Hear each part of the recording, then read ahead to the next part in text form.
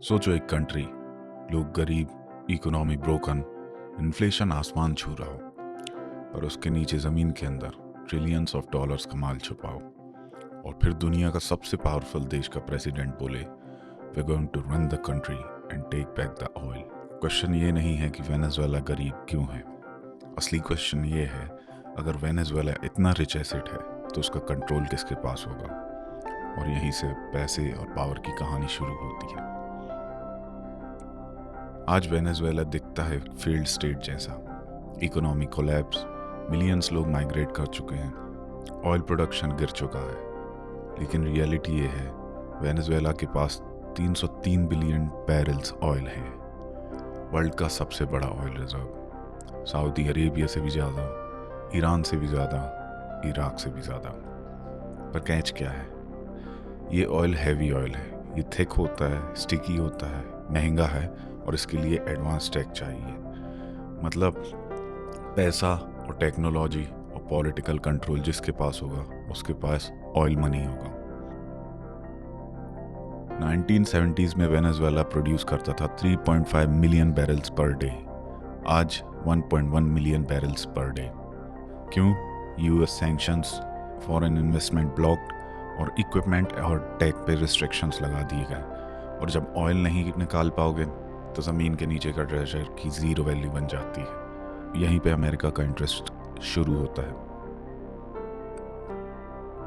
ये सबसे important finance angle है। अमेरिका दुनिया का लार्जेस्ट ऑयल प्रोड्यूसर है, लेकिन वो प्रोड्यूस करता है light crude. Problem, US refineries heavy crude के लिए डिज़ाइन हुई हैं, इसलिए यूएस को हैवी ऑयल इंपोर्ट करना पड़ता है। और हैवी ऑयल मिलता है सिर्फ कनाडा, रशिया और वेनेजुएला में। अब रशिया यूएस के लिए एनिमी की तरह है, कनाडा लिमिटेड स्टॉक है और वेनेजुएला उनके लिए जैकपॉट है। इसलिए जब ट्रंप बोलता है we going to take back the oil, ये इमोशन नहीं, ये बैलेंस शीट का डिसीजन है। अब आता है असली एंगल एक और, डॉलर। डॉलर स्ट्रॉन्ग क्यों है? क्योंकि ऑयल डॉलर में ही ट्रेड होता है। इस सिस्टम को बोलते हैं पेट्रो डॉलर।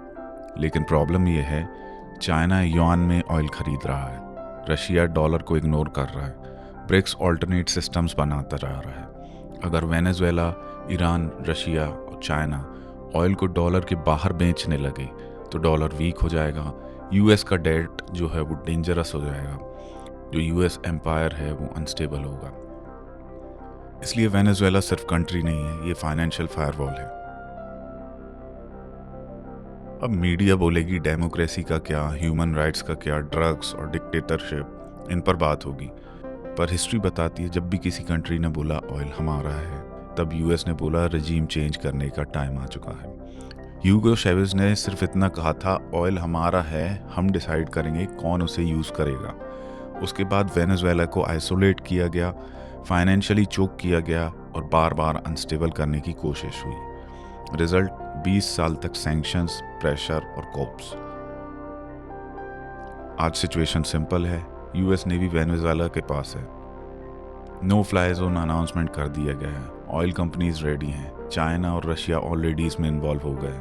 जो कंट्री वेनेजुएला के ऑयल को कंट्रोल करेगी वही नेक्स्ट के 20 से 30 साल का एनर्जी का बॉस बन सकता है। और एनर्जी मतलब growing industry, growing currency, growing military और ग्लोबल पावर भी।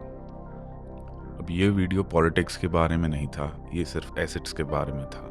रियल वर्ल्ड में डेमोक्रेसी एक नैरेटिव होता है, पावर एक टूल होता है, लेकिन एसेट डिसाइड करते हैं फ्यूचर, और वेनेजुएला का एसेट है ऑयल।